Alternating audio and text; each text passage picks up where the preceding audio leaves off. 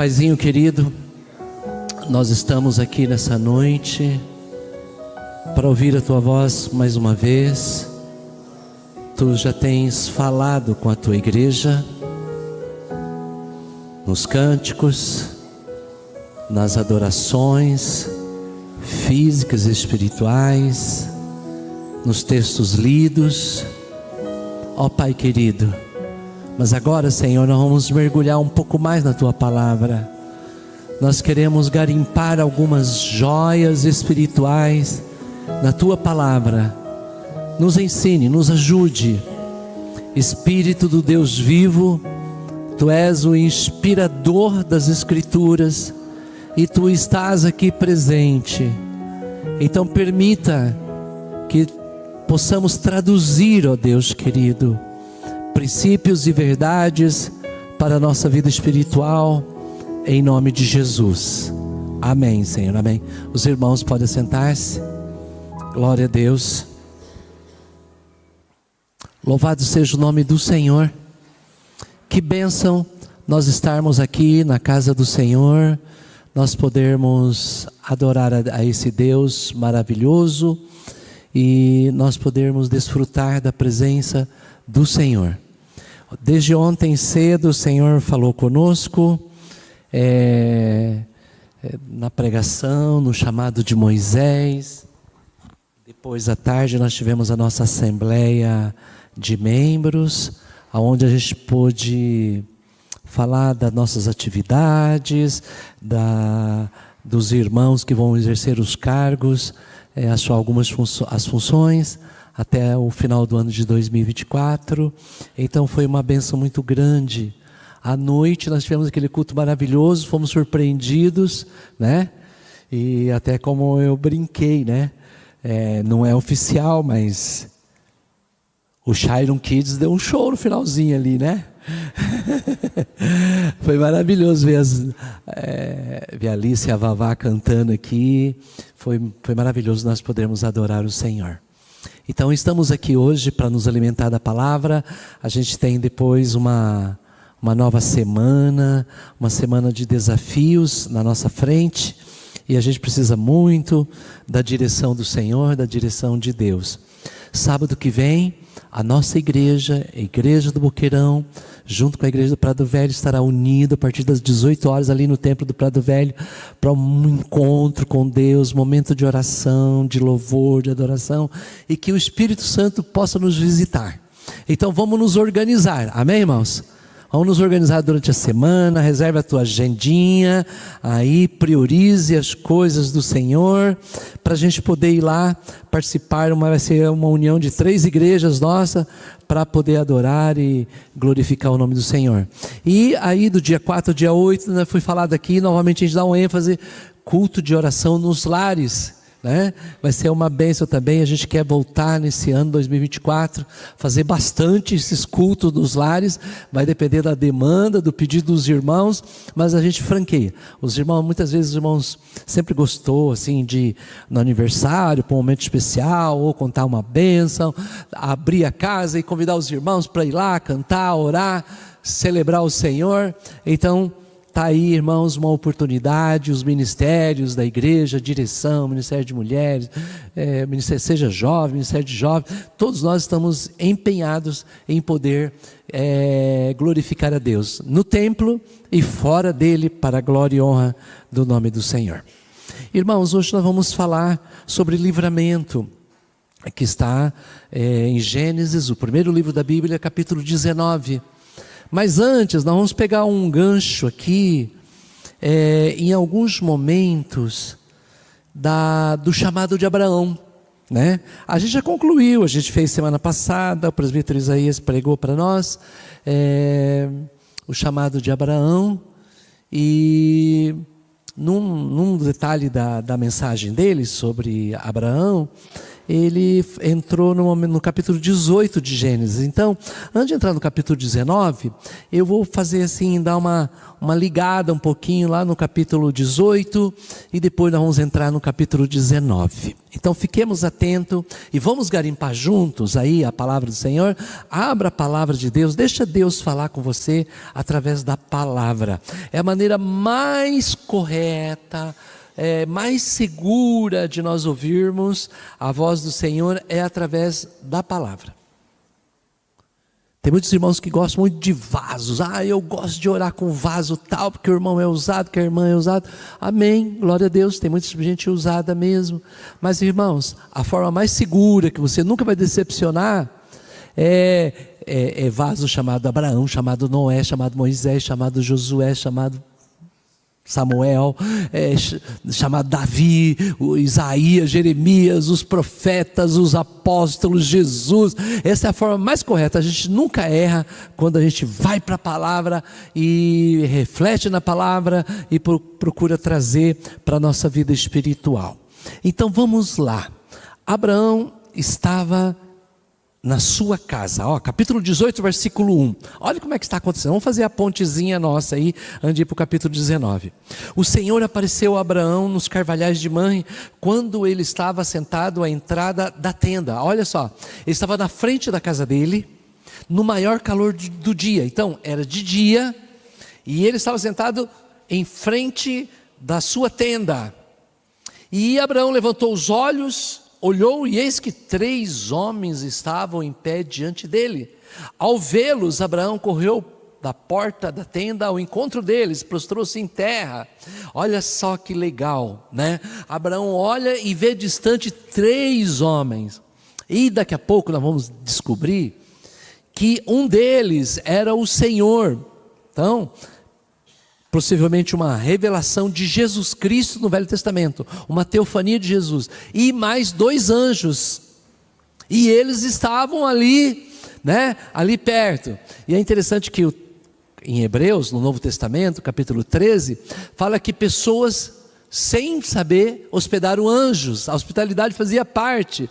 E é interessante que Abraão não esperou os homens virem até a tua tenda, ele correu ao encontro das pessoas, daqueles 3 varões, e olha o que aconteceu. E se você fala de correr, fala, bom, tudo bem, Abraão correu. Quantos anos você tem? Né? Pensa aí um pouquinho, né? Os irmãos já sabem que eu tenho 62, né? Mas quantos anos você tem? Né? Abraão tinha quase 100. Um senhorzinho de 100 anos, ele correu.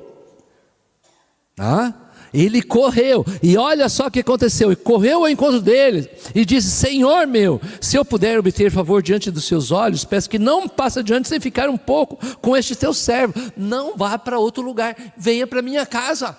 Olha que interessante esse Abraão, né? E aí no versículo 4, vou pedir que se traga um pouco de água para que lave os pés e descanse debaixo dessa árvore. Então, Abraão tinha, quando ele vai fazer uma guerra, lá no capítulo 14 de Gênesis, ele tinha 318 escravos naquela época. Aqui já está no capítulo 18, possivelmente ele podia ter mais de 318. Então vamos imaginar aqui, mais de 300, para a gente não errar, não vamos ficar falando números, mas no mínimo 318 servos. Então Abraão é muito esperto, ele pede para alguém, traga água para lavar os pés, que era a terra calorenta, as pessoas não tinham carro, ar-condicionado como nós temos hoje, caminhar, né, um longo trecho de caminhada, normalmente os pés incham, é empoeirado, e lavar os pés é algo refrescante, e ele pede assim, por favor, fique debaixo dessas árvores aqui, nós vamos trazer água, nós vamos lavar os pés. Olha que legal, né? Como esse Abraão é, né? E aí, no versículo 5, trazei um pouco de comida para que refaça as forças. Ele fala, só um pouco, né? Vou fazer um aperitivozinho para vocês, visto que chegará até esse servo de vocês, depois poderão seguir adiante. Respondi, faça como você disse.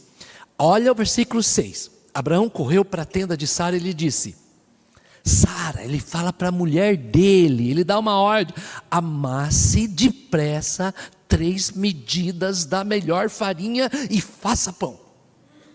Mas eu quero, Sara, queridinha, meu amor, que você faça aquele pão gostoso que você sabe fazer, mas pega da melhor farinha, da flor da farinha. Tem tradução que fala flor da farinha. Traga aqui, faça pão para esses homens que estão aqui em casa. E Abraão, por sua vez, ele está sempre correndo, né? Ele corre ao encontro das pessoas. No versículo 6 ele corre para a tenda de Sara. Depois no versículo 7, por sua vez, correu ao gado. Ele mesmo, com 300 e poucos servos, mas ele corre lá. Ele olha para o novilho maior que ele tem e pegou, escolheu ele, entregou para o servo, faz assim que apressou em prepará-lo. Mata esse novilho. Uma arroba é 150 quilos. Eu acho que normalmente o novilho tem de 2 a 3 arrobas. Imagine a quantidade de carne que ele vai preparar aqui, né? E entregou ao empregado que apressou em preparar. Entregou para alguém, escolheu lá o novilho, pegou também coalhada e leite de novilho que tinha mandado preparar e pôs tudo diante deles e permaneceu junto a eles debaixo da árvore e eles comeram. É interessante, né? A recepção que Abraão dá. E aí o anjo traz ali, ou Jesus, né? Ali o Senhor, né? Traz um recado interessante para Abraão. A promessa do filho dele, né? E ele perguntou: onde está Sara, sua mulher? Versículo 9. E ela respondeu: está aí na tenda. Um deles disse: certamente voltarei a você daqui 1 ano, e Sara, sua mulher, dará à luz um filho. Sara estava escutando a porta da tenda atrás de Abraão. Abraão e Sara já eram velhos, avançados de idade, e a Sara já havia cessado o costume das mulheres. Por isso Sara riu no seu íntimo, dizendo consigo mesma: depois de velha, e velho também o meu senhor, terei ainda prazer? Então o Senhor respondeu a Abraão: por que Sara riu, dizendo: será que darei luz ainda, a luz sendo velha? Olha, interessante. Por que a gente fala que é uma revelação de Deus? Sara estava longe, atrás da tenda, e ela não falou. Ela pensou no seu coração. Ela riu internamente, escondidinha. E é interessante que o Senhor fala assim: por que Sara riu, dizendo: será que é verdade que daria a luz sendo velha? Por acaso existe algo demasiadamente difícil para o Senhor? Olha que bênção, né? Voltarei a você e você terá um filho. Então Sara teve medo e negou, dizendo: eu não ri. Aí o anjo, né, o Senhor disse para ele: na verdade é certo que você riu. Mas naquele momento ali, Abraão recebeu a visita de 3, né? Era o Senhor, né, e mais 2 anjos. Naquele momento agora, 2 anjos saem porque tem um recado. Abraão, após anunciar o nascimento do filho, né, para Abraão, 2 anjos, né, fica só o Senhor perante ele. E os anjos saem e vai com destino a Sodoma e Gomorra. Quando os 2 anjos vai para Sodoma e Gomorra, fica Abraão só e o Senhor. E ali começa então uma intercessão de Abraão. Quando aqueles homens se levantaram dali, olharam para Sodoma, e Abraão ia com eles para os caminhar, o Senhor disse: será que eu devo esconder de Abraão alguma coisa que estou para fazer? Visto que Abraão certamente virá a ser uma grande e poderosa nação, e nele serão benditas todas as nações da terra, porque eu o escolhi para que ordene aos seus filhos e a sua casa depois dele, a fim de que guarde o caminho do Senhor e pratique a justiça e o juízo, para que o Senhor faça vir sobre Abraão o que lhe prometeu. Então, olha só o diálogo do Senhor. Em Tiago 2,23, Tiago escreveu assim: creu Abraão em Deus e foi imputado justiça, e por isso ele foi chamado amigo de Deus. Abraão é chamado um amigo de Deus, porque agora ele está diante do Senhor. E o Senhor vai anunciar o juízo sobre a cidade de Sodoma. E olha o que vai acontecer, né? Olha a partir do versículo 23, e aproximando Abraão, perguntou: será que vais destruir o justo com o ímpio? E se tiver 50 justos naquela cidade? Assim destruirás, não pouparás o lugar por amor dos 50 justos que se acham naquele lugar? Ele sabia que a família de Ló estava lá e que havia uma numerosa família lá que tinha mais de 50. Mas o Senhor diz assim: por amor dos 50 não vou destruir. E aí na continuação, Abraão fala: mas e se tiver 40? Por amor dos 40 não vou destruir. E se tiver 30, se tiver 20? Quando chegou em 10, parou. Abraão entendeu que na cidade de Sodoma e Gomorra não tinha nem apenas 10 justos. Mas Abraão intercedeu, porque ele estava ali naquela amizade com Deus, né? Amizade com Deus. Então ele parou, lá no versículo 32, depois 33, aí o Senhor partiu. E Abraão ficou com o coração quebrantado.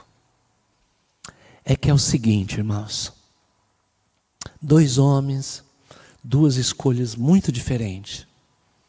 Abraão, Hebreus capítulo 11, fala que Abraão escolheu uma cidade, cujo artífice e construtor era Deus. Ele escolheu uma morada celestial. Mas Ló, ele era guiado pelas vistas, por coisas imediatas. Quando ele e Abraão separou, Ló olhou para a campina de Sodoma e Gomorra e se agradou, achou aquilo lá muito bonito. Mas Sodoma e Gomorra aqui representa o mundo. E Ló escolheu o mundo e Abraão escolheu as cidades celestiais. A diferença é muito grande. Olha só, 2 anjos, aqueles 2 anjos que estavam ali com Abraão e saiu, só ficou o Senhor. Agora eles chegam na casa de Ló. Olha como é que acontece. Gênesis 19. Vamos ver a recepção, a diferença de um para com o outro. Ao anoitecer, os anjos chegaram em Sodoma e Gomorra ao anoitecer. Quando que eles encontraram Abraão? Era de noite ou era de dia? Era de dia. É que quando as pessoas escolhem, existe gente que é da noite e gente que é das trevas. Esse anoitecer aqui representa o lado espiritual de Ló. Olha onde Ló estava. Vocês lembram que Abraão estava em frente da casa dele? Vocês vão encontrar agora no versículo 1 aonde Ló estava. Ló estava sentado junto ao portão da cidade. Ló tinha deixado a casa dele e estava na entrada da cidade. Ló e a família dele foi absorvida pelo mundo. Eles gostaram do estilo da cidade, estavam distraídos. E aí vem uma escolha muito grande para nós. Será que o mundo nos atraiu? Porque quando Jesus fala assim lá em Mateus 24, que o fim do mundo seria como nos dias de Noé, as pessoas casavam e davam-se em casamento, até o dia que Noé entrou na arca. Quando Jesus fala isso, ele não está falando, a ênfase não é no casamento e dar em casamento. Na verdade, irmãos, era no sentido assim, e que está para acontecer um juízo aqui na cidade de Sodoma, e Ló estava distraído. Nos dias de Noé, as pessoas também. Noé era um pregador da justiça, mas as pessoas sufocavam a mensagem como se não tivesse acontecendo, querendo levar uma vida normal. É mais ou menos o que acontece hoje. As pessoas querem desesperadamente levar uma vida normal, sem olhar, sem se posicionar, sem se colocar diante da decisão do Evangelho, da mensagem do reino. As pessoas, a grande maioria das pessoas não estão preocupadas com a salvação, estão preocupadas com o seu estilo de vida. Ló também estava assim, na entrada da cidade, longe de casa. Quando ele viu os anjos, levantou-se e indo ao encontro deles, prostrou-se com o rosto em terra e disse: por favor, meu senhor, venha para a casa desse servo de vocês, passarão a noite, lavarão os pés, levantar-se de madrugada e seguir o seu caminho. Não falou nada de comida, né? Falou: vem para casa, lava os pés, dorme. E é interessante que Abraão correu E ele foi andando. É diferente, irmãos. Quem serve a Deus e quem não serve é diferente. Um vai andando, o outro vai correndo. É diferente, né? A ação, né? E é interessante que com Abraão, o Senhor ficou com Abraão e conversou, dialogou com Abraão. É interessante que aqui no lá só vai os 2 anjos. Mas o Senhor, que é representado, que ficou falando lá com Abraão, não está aqui. Aqui ele recebe a visita só dos anjos e não do Senhor. E é interessante aí, né, que embora ele fala isso, e aí insistiu com eles foram em casa, deu sim um banquete, mas é muito diferente. O versículo 3 fala assim: Ló insistiu tanto que eles foram entrar na casa dele, deu-lhes um banquete, fez assar uns pães sem fermento e eles comeram. Fez mesmo um banquete, mas vocês viram que está bem resumido? Possivelmente ele falou para a esposa: pega aí o que tiver aí, vamos dar para esses homens. E ele era um homem abastado, né? Tinha condição, deu uma refeição, não vamos dizer que seja uma refeição ruim que deu aqui, né, para esses visitantes, mas foi muito diferente de Abraão. Abraão corre, Abraão escolhe o novilho, Abraão pede para Sara fazer pão, ele pede coalhada, ele pede leite, ele tá os detalhes. É nos detalhes, irmãos, que se percebe quem serve a Deus e quem não serve a Deus. A grosso modo parece tudo igual, mas nos detalhes é muito diferente. O povo de Deus, ele é mais caprichoso. O povo do Senhor, quando vai fazer alguma coisa, faz questão de fazer, de escolher, de pôr a mão na massa, né? Foi assim que aconteceu com Abraão, mas não foi assim que aconteceu com Ló. E é interessante, no versículo 4 aconteceu uma coisa muito chata. Mas antes que eles se deitassem, os homens daquela cidade cercaram a casa. Eram os homens de Sodoma, tanto os moços como o velho, sim, todo o povo de lado. E chamaram a Ló e disseram: onde estão aqueles homens que à noitinha entraram na tua casa? Traga-os aqui para fora para que abusemos dele. Irmãos, a cidade de Sodoma e Gomorra era uma cidade pervertida. Tanto que a prática dessa perversão até hoje chama-se sodomia. Em memória à prática dessa cidade. Eles queriam abusar sexualmente daqueles visitantes. Olha só que triste. Irmãos, quando eu estava olhando para esse texto aqui, lembrando do nosso mundo que a gente vive hoje, a gente também vive numa sociedade assexuada. A gente vive numa cidade, as cidades do nosso país, a perversão está de uma forma tão dominada que as pessoas nem pode criticar, né? Nem pode dar risada. As pessoas hoje acionam a justiça, é muito complicado. É uma perversão institucionalizada, mais ou menos como estava acontecendo aqui em Sodoma. Mas olha a atitude de Ló. Enquanto Abraão é um intercessor que coloca a família de Ló diante do Senhor e pede por misericórdia, Ló faz a seguinte: quando aqueles homens chegam para violentar, versículo 6, Ló foi até a porta, fechou a porta de si e falou assim: meus irmãos, peço que não cometam essa maldade. Olha o que ele fala a respeito das filhas dele. Olhem aqui, eu tenho 2 filhas virgem e vou trazê-las para vocês. Façam com ela o que vocês quiseram, porém não façam nada com estes homens, porque se acham sob a proteção do meu teto.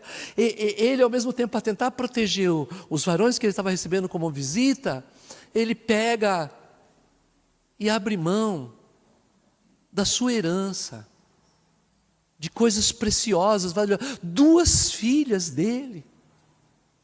A coragem de Ló. Ele fala assim: eu entrego para vocês as minhas 2 filhas virgens, abusem dela. Olha que horror de um pai. Mas eu pergunto para vocês, a sociedade que a gente vive hoje, infelizmente, os pais entregam os filhos também para a sociedade. Os pais entregam os filhos para a sociedade. É assim mesmo. É desse jeito mesmo. É o mundo de hoje, é assim. Não, ao invés de proteger, entregam os filhos para o mundo. Queridos irmãos, teus filhos, você que é pai e mãe, teus filhos é a tua história. Tem um valor importantíssimo diante do Senhor. Não abra mão dos teus filhos. Não entrega teu filho, tua filha. Não julgue teu filho, tua filha como algo sem importância, porque tem uma importância muito grande diante do Senhor. A diferença para Abraão, o Senhor, antes de revelar para Abraão, falou assim: como eu posso esconder uma coisa de Abraão, sendo que ele vai abençoar todas as nações, que ele vai ensinar os seus filhos. Vocês viram o texto que a gente leu? Abraão vai ensinar seus filhos depois deles, né? Está lá no capítulo 18, a gente leu, só quero que você preste atenção depois dele, assim no versículo 19: eu escolhi para que ordene a seus filhos, a sua casa depois dele, a fim de guardarem o caminho do Senhor e pratiquem justiça e a juízo, para que o Senhor faça vir sobre Abraão o que ele prometeu. Então é diferente, ele entendeu, o Senhor escolheu Abraão porque ele ia ordenar seus filhos, ia educar seus filhos, iria proteger seus filhos, e os filhos depois dele, ou seja, os seus netos. Diferente de Ló. Ló falou para os homens: abusem das minhas filhas, está aqui elas são virgens, aproveitem, façam o que vocês quiserem, abusem delas. Mas nem isso os homens queriam, porque os homens eram pervertidos. Eles, porém, de saia, e acrescentou: ele é estrangeiro que veio morar entre nós e pretende ser juiz em tudo. Como vamos fazer o pior do que vamos fazer com você, o pior do que com eles? Olha só, o mundo não respeita nem os seus amigos. O mundo não respeita não, irmãos. Tem gente que vai aproveitar o mundo, acha que está aproveitando, está na igreja como se estivesse perdendo alguma coisa lá fora. Mas eu vou dizer uma coisa, irmãos: educar nossos filhos, o melhor lugar para a gente levar nossos filhos é ouvir a palavra do Senhor. A melhor coisa que você faz para o seu filho antes dele dormir, ao invés de contar a história histórias que dá medo das crianças, leia a palavra do Senhor. Conte uma história bíblica, ore pelos seus filhos, contem de Jesus, contem da velha história, né? E aí, irmãos, aqueles homens vieram para arrombar a porta, né? Versículo 10: porém os homens, estendendo a mão, puxaram Ló para dentro, fecharam a porta, feriram de cegueira os que estavam do lado de fora, desde o menor e o maior, de modo que cansaram a procura da porta. Aqueles homens foram cegados pelos anjos, aqueles homens malvados de Sodoma, foram cegados, estavam cegos. O mundo que a gente vive também, em relação aos princípios do Evangelho, os princípios da salvação, as pessoas também estão cegas. As pessoas estão cegas. As pessoas não conseguem compreender, às vezes, a mensagem do Evangelho, a mensagem da salvação, a mensagem de Jesus, porque estão cegos. Então, naquele momento, olha só o que aconteceu no versículo 12. Então os homens disseram a Ló: vocês têm aqui mais alguém que seus genros, filhos e filhas, a todos vocês têm na cidade, façam sair daqui. O anjo dá a ordem para Ló: se você tem filhos e filhas, genros, pede para sair da cidade. Pois vamos, versículo 13, pois vamos destruir este lugar, porque o seu clamor tem aumentado, chegando até a presença do Senhor, e o Senhor nos mandou a destruí-la. Olha o que acontece no versículo 14. Então Ló saiu e foi falar com seus genros, que estavam para se casar com as suas suas filhas. E ele disse: levantem e saiam deste lugar, porque o Senhor vai destruir a cidade. Olha o que aconteceu no versículo 14. Mas eles pensaram que Ló estava brincando. Olha, interessante. Ló chegou para ele e falou assim: a cidade vai ser destruída. Mas por que será que eles acharam que Ló estava brincando? Sabe por quê, irmãos? Porque eu tenho certeza que Ló não chegou assim: gente, acorde minhas filhas, meu genro, Deus vai mandar fogo, Deus vai destruir Sodoma e Gomorra. Não, ele teria falado assim: a cidade vai ser destruída, vocês que sabem. Quer ficar aqui? Fica. E eles deram risada: você está brincando. Como é que a gente tem que pregar o evangelho, irmãos? Por que muita gente não acredita naquilo que a gente faz? Em primeiro lugar, ele não tinha testemunho. Ele não tinha testemunho, de acabar de entregar as filhas dele, agora ele quer pregar que é sobre a destruição. Ele não tinha testemunho. E depois, irmãos, ele é falado de forma relaxada. Não é assim que a gente vai ganhar as pessoas para Jesus. Em primeiro lugar, nós temos que viver o evangelho. E depois, se nós formos falar, nós temos que falar com seriedade, porque esse mundo vai ser destruído sim. Como Deus mandou o recado aqui através dos anjos para Ló, Deus vai destruir este mundo e vai ser destruído com fogo também. Mas as pessoas vão acreditar em nós se nós falarmos com ênfase, se nós falarmos com autoridade, se falarmos daquilo que a gente vive realmente. O evangelho não pode ser superficial. E aí vamos continuar, né? Ao amanhecer, os anjos apressaram Ló, dizendo: levante-se, pegue a sua mulher e as suas 2 filhas que se encontram e saia daqui, para que você não morra com essa cidade. Olha o 16, olha que detalhezinho. Como, porém, ele se demorasse. Prestou? Como é que ele demorava? Ló era fraco, indeciso, não cuidava da família. E o anjo falando: vai cair fogo do céu. Nós precisamos tirar vocês, apressa o passo. E ele estava demorando. Olha só que interessante. Aqueles homens o pegaram pela mão. Olha só como é que aconteceu o livramento deles. Pegaram pela mão a ele, a sua mulher, suas 2 filhas, tendo o Senhor misericordioso, o tiraram e puseram fora da cidade. E levando-os para fora, um deles disse... Agora vem aquele texto que a irmã Ângela leu na abertura do nosso culto. Ele dá algumas estratégias para o livramento de Ló. Olha o versículo 17. Primeiro lugar, na minha versão diz assim: corra para sair daqui com vida. Apressa. Ló estava demorando, os anjos falaram: não temos muito tempo. Grudou ele pela mão e levou lá fora. Pressa. Livramento vem quando a gente entende a pressa. Tem gente que deixa para amanhã para tomar a decisão. Eu acho que eu sou novo ainda. Eu acho que quando eu for mais velho, aí eu vou tomar minha decisão por Jesus. Agora não. Eu tenho que resolver umas coisas. Mais ou menos como Jó contou a parábola, que convidou as pessoas. Deixa eu sepultar meu pai. Deixa eu cuidar de outras coisas. Eu tenho um campo para tomar conta, eu não posso ir. E a gente vai deixando para o outro lado, né? Então, o anjo aqui fala assim: com pressa, é para ontem, Ló. É para ontem. Primeira estratégia para o livramento de Ló: pressa.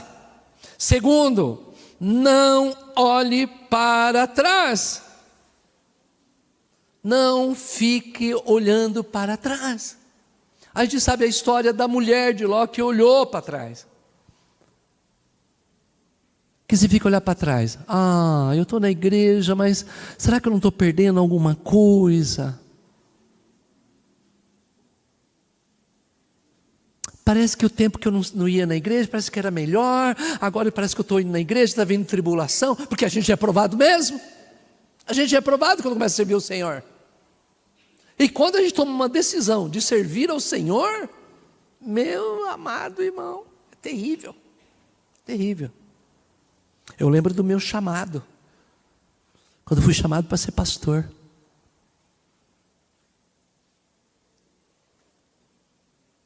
Tinha saído do meu emprego, aí recebi o convite, eu disse sim para o ministério. Um amigo chegou, uma outra empresa, com uma chave de uma caminhonete, zerada, caminhonete vermelha, linda. Falou assim, eu vou te dar. Você venha trabalhar com a gente, você tem experiência na empresa que você trabalha. Vou te dar esse... Aqui, ó, para começar, a gente vai te dar uma força para você. Essa caminhonete é tua, pode pegar ela. Você pode vir trabalhar com a gente. Eu tinha recebido o chamado para ser pastor, para ser missionário, para entrar na obra. Aí eu falei, não, obrigado, eu tenho já um outro compromisso, Aí ele falou assim, quanto você ganhava naquela outra empresa? Aí eu falei mais ou menos quanto ganhava. Eu falei, rapaz, o emprego que eu tenho para você é ganhar 5 vezes mais. 5 vezes mais. Graças a Deus, Deus me segurou. Deus me segurou, eu não ouvi e aceitei ser pastor, já faz 41 anos já. Glória a Deus, irmãos. Glória a Deus. Às vezes, irmão, servir a Deus a gente é tentado em várias coisas, em várias situações. E aqui, irmãos, houve então esse chamado aqui para Abraão. Então é o seguinte, era para escapar com vida, não era para olhar para trás, para aquilo que estava deixando. Esquece, não coloque o coração naquilo que você está deixando, seja ações, seja bens. A mulher de Ló deve ter olhado para os móveis dela, para a casa dela, para as joias dela, sei lá que ela tinha olhado, mas ela olhou para trás, infelizmente. Terceira estratégia, não pare na campina. Ou não pare no vale. Porque Ló tinha sido encantado pelo vale de Sodoma. E o anjo fala para si, não pare. Sabe por quê, irmãos? Sabe por quê? Sabe por quê que a gente não pode parar? Porque a vida espiritual nossa, ela tem que ser contínua. A oração de ontem não vale para hoje. Você orou ontem, tem que orar hoje. E a oração de hoje não vai valer para amanhã. Você precisa orar amanhã. A adoração de hoje não vale para a adoração para a semana toda. Não tem estoque, não. Irmão, nós precisamos cada dia. Jesus disse em Mateus capítulo 6, versículo 34... Não vos inquieteis pelo dia de amanhã, porque o dia de amanhã cuidará de si mesmo, mas basta a cada dia o seu mal. Então a terceira estratégia é para não parar. Se você ama a leitura da palavra de Deus, leia amanhã. Se você lê hoje, leia amanhã, leia na segunda, leia na terceira. Continua lendo. Continue praticando. A gente tira férias, às vezes para passear, e a gente precisa, merecidas férias. Mas tem irmãos que às vezes vai tirar férias, parece que tira férias espirituais. Nas férias não ora nem pela comida.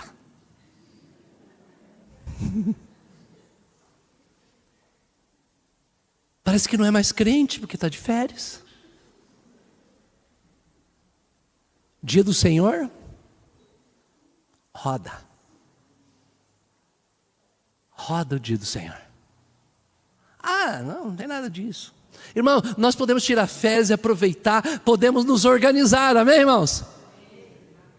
Tem gente que esquece, dependendo do lugar, né? Esquece, parece que tira férias de tudo para servir ao Senhor. Irmãos, o recado de Deus, essa terceira estratégia é essa: não pare em toda a campina. Vida espiritual é dinâmica, a nossa vida tem que ser dinâmica. Nós temos que, a santificação, a perseverança, e a gente continuar servindo ao Senhor, renovando os nossos votos, conversando com o Senhor, é através da amizade. Era assim que Abraão conversava com Deus, na sua amizade, na sua intensidade com o Senhor. Por isso o Senhor não escondia dele.